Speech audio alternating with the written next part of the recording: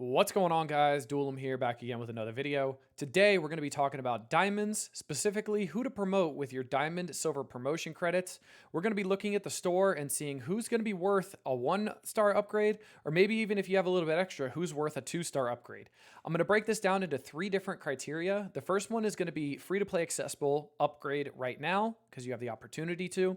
The next one is going to be, hey, you're going to wait maybe a week, 2 weeks, 3 weeks, maybe a month or two based on farmability. And then the last category is going to be, hey, I spent some money on this character, or I core orbed them a lot, and I have the luxury to upgrading them.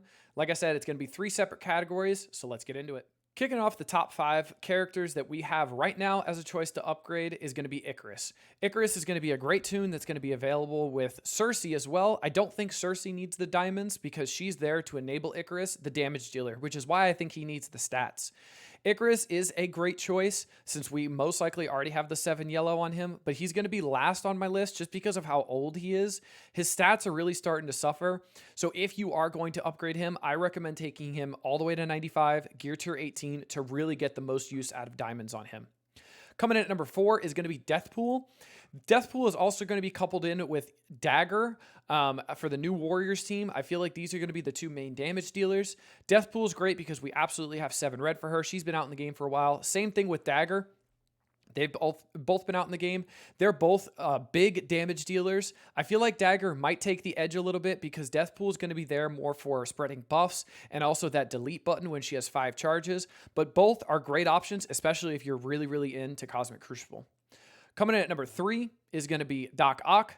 Doc Ock is going to be a little bit of a sleeper pick here, in my opinion. I feel like diamonds on him are going to be great because they're just going to bolster his stats even more.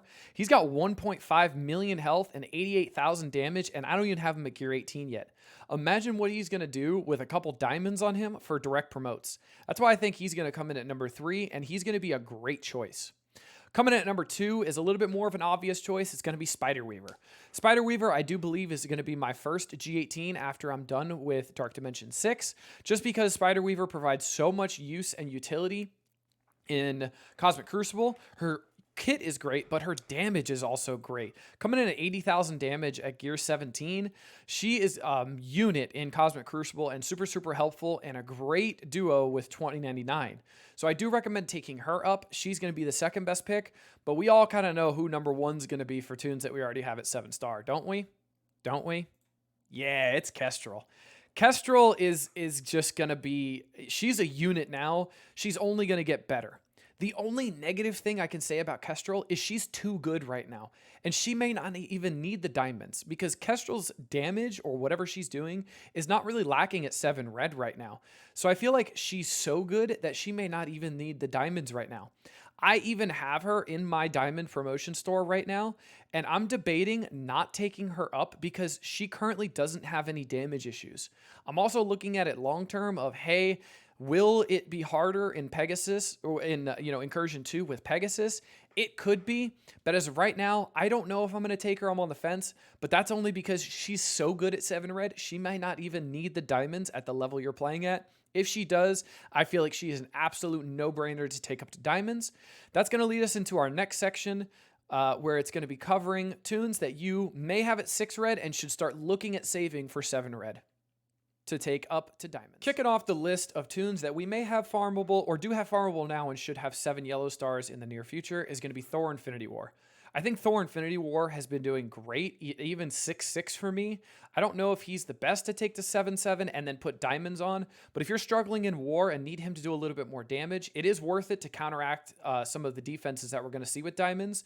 And Thor Infinity War has pretty good damage and pretty decent stats other than his health. He's kind of a glass cannon, but I do feel like diamonds might be useful on him if you're struggling in war. Next up, we're going to be talking about Teen Loki, but mainly the Bifrost team. I put Teen Loki here because he was recently made farmable. Sylvie's still not farmable, as well as Vol is not, and Beta Ray Bill. I think the main choice here would be Vol. If we get her farmable relatively soon. Vol would be the only choice on the Bifrost team that I think needs to go to diamonds. The problem is Vol is, this team is going to be a raid team, and I don't think Incursion 2 and the highest difficulty is going to be gated behind diamonds, difficulty-wise. So I really feel like Vol isn't going to need it, but I feel like Vol could need it because of her exposed mechanic, so it could keep her in the game a little bit longer. Also, her ult just does incredible damage on any mode. Just the problem is getting her there to it. Next up, we're going to be talking about Firestar. The reason why I didn't couple in Firestar with Deathpool and Dagger is because I don't have her at 7 stars yet. I think Firestar is the best of the new warriors to take with diamonds. Her ult alone hitting 3 times, or 4 times, sorry, 3 additional times plus 1 on Cosmic Crucible is absolutely destroying people. She's a great Dark Dimension pick. She also is going to be a linchpin on that team for a really long time. Gets that trauma out, gets those bleeds out, offense down, just does a bunch of damage. And she's just a really great overall tune. Puts out defense down, slow for 2 turns on her special. That's primary and adjacent. Her passive pings out of turn, gives more offense down. You want to make sure those offense downs are landing as well so you can get some rewinds on them. Firestar is a great tune. I absolutely recommend putting diamonds on her if you have the 7 stars already on her. Next up, again, Vol, a little bit further on the list. I think Vol is just a shoe-in for 7 stars here. I think there's no reason why Vol shouldn't get diamonds, honestly, the second you get 7 stars on her. Just because Vol is going to have that exposed mechanic, which I think is going to make her last longer in the meta. Also, she's the powerhouse of the team, so you may be able to make her massive, and then you won't have an issue of Bifrost being less effective at Incursion 2 if your Sylvie, Beta Ray Bill, Loki, and Teen Loki are a little bit lower. So Vol, yeah, definitely needs those diamonds to keep Bifrost in the meta longer, and also just keeping her in the meta longer. Next and last is going to be Kang. I know not a lot of people have 7 yellow, 7 red on Kang just because of the availability of him. The second you get Kang up, Kang needs to be the first one you take diamonds. I got a really lucky pull on my first 10 diamond orbs that I got a Kang to 1 star, and I have enough promotion credits to take him up to diamond 2 if I wanted to for a direct promo. I'm still on the fence about that. I don't know if he's going to need it damage-wise because his damage is just nuts when he's this high. But I feel like the Diamond 1 is kind of a shoe-in for him, and I think the second you get him, this should be your number 1 choice, and then Vol at number 2. And the rest are a little bit more luxury in this list, but for sure, Kang is going to be your number 1 choice to put up to diamonds once you get him at 7-7.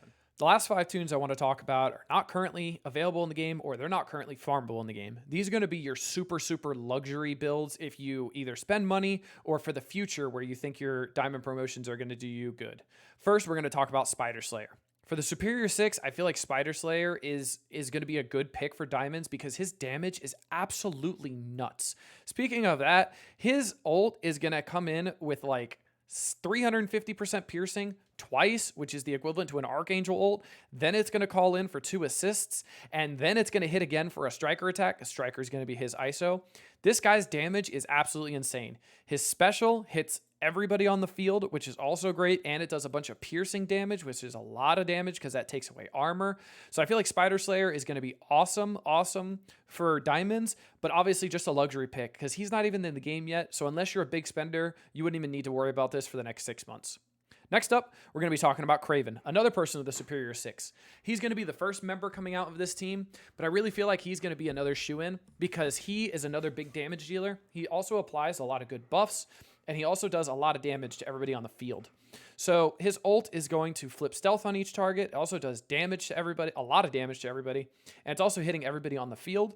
His special applies that ability block, offense down, and it's just extremely, extremely good. And it's on all controller enemies in Cosmic Crucible. Kraven's a really good damage dealer, and I feel like he's going to be a good person to take to diamonds as well. But once again, this is that luxury list that you won't have to worry about too much, but keep on the back of your mind to save some. Next up, we're going to be talking about Ms. Marvel Hardlight.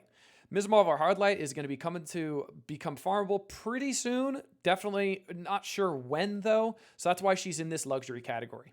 If you have her up to 6 or even 7 stars to start thinking about diamonds on her, I would definitely think about it, honestly. This tune is just massive health pool, that taunt that just destroys any Apocalypse empowered ability.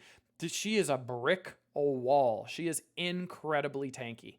As you can see, we're going to be talking about a lot of the Secret Defenders here. Next up is going to be Photon. Photon's going to be one of the main damage dealers on the Secret Defenders. She's another great choice because her AoEs, her basic does percent damage. She's a great striker. Her special and ult are AoE. Her special blinds. Her ult gives offense down to everybody. This is a great tune, and she also does out of turn damage when she gets her 5 charges and hits everybody.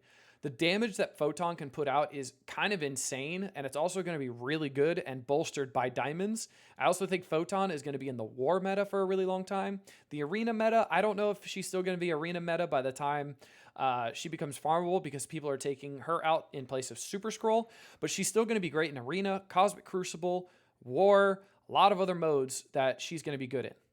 Next up, number 1 choice for luxury build is going to be Robbie. Ghost Rider Robbie is going to be the main focal point of the Secret Defenders team, outside of obviously the legendary Black Cat. Robbie's bleeds that he puts out there are absolutely insane. If you have diamonds on him, I would recommend, honestly, Striker might be better for him, because those bleeds are going to do even more damage. But as you can see, I took him up to gear tier 18. I have him at 6/6 already. He's got 100,000 damage, and just imagine that going up by another 15%. So that's going to put him at 115,000 damage, and then another 10% on that, another 15,000. So he'll be at 130,000 damage at 7/7 plus Diamond 1. He'll actually be at more than that, because I'm not counting in the 7 yellow stat boost. So Ghost Rider Robbie is going to absolutely be my number 1 pick for diamonds at the luxury level. So I hope you guys enjoyed this video. This one's going to be a little bit on the speculative side when it comes to the last 2 sections, but the first section is going to be who you should think about diamonds right now. The second section is going to be who you should diamond in about a month or 2, and then that third section is probably going to be in about 3 months, maybe 4 months. So it gives you guys kind of a timeline on who to look for, who to save for, and what to look out for the future. So I hope you guys enjoyed this one. I had a lot of fun making this one, honestly. This is something that a lot of people were talking about, and a lot of questions were coming up. I was getting asked this in stream all the time. So that reminds me, check me out on Twitch at Duelim is here on Twitch. I stream every morning, Monday through Friday, and also Friday nights. But until then, like and subscribe. Leave a comment down below if you don't agree with me or you think I forgot somebody. But until next time, thanks for watching, guys. Later.